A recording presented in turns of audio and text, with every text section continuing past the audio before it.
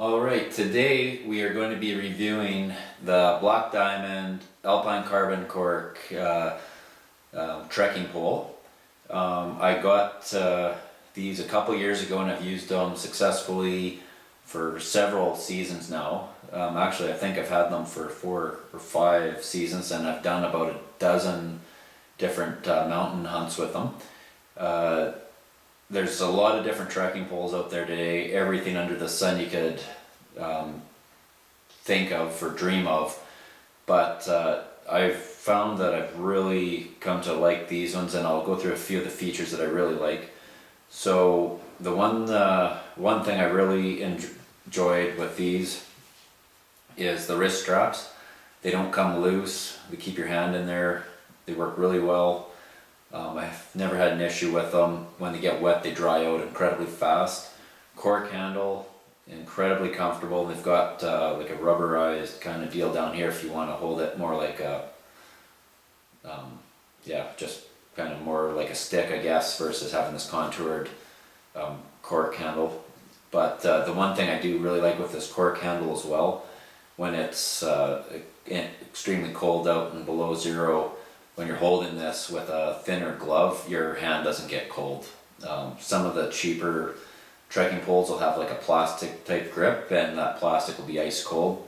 When you grab onto it, it chills your hand, but these are pretty good. They don't freeze your hand on you.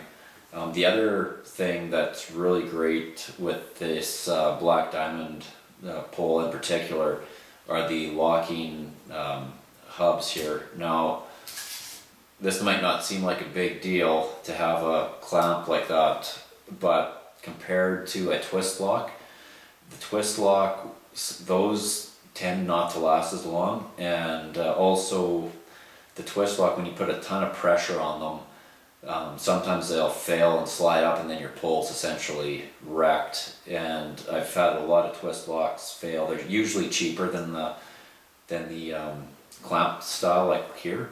But on these, if there's ever an issue, all you do is you tighten the clamp here and push it back, and it's basically, you're good to go and you're fixed. Whereas the twist lock style, if that mechanism ever goes or breaks on you or fails, your whole pole's basically wrecked. Now,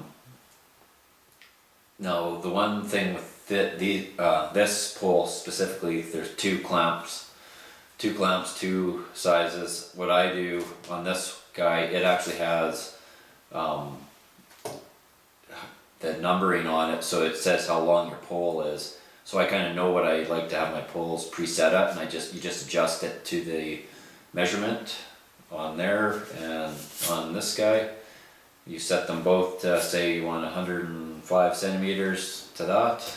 You clamp it, and it's the same length every time. Both poles are the same. You don't have to hold them up and measure them side by side.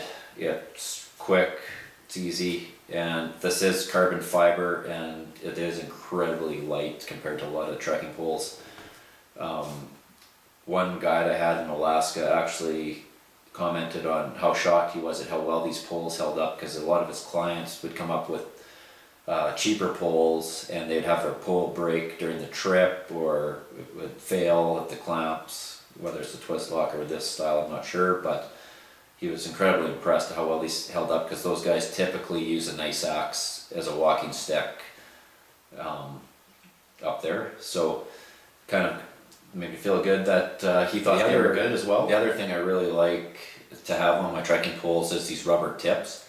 Now, you don't have to buy the Black Diamond version, you can get an aftermarket one, but basically when you're hiking through the mountains, when you're up above tree line, these poles have like a little metal tip on them, and it's constantly going tick, tick, tick, tick, tick on the rocks. So you want to have these keep you a lot more quiet. Plus, your poles don't sink in to the mud. Sometimes when you're hiking, if it's soft or muddy soil and you don't have these tips on, that narrow point drives the pole pretty deep into the ground, and it can just be like a drag to keep pulling it out steady, even on the main trails. I actually prefer these rubber tips all the time.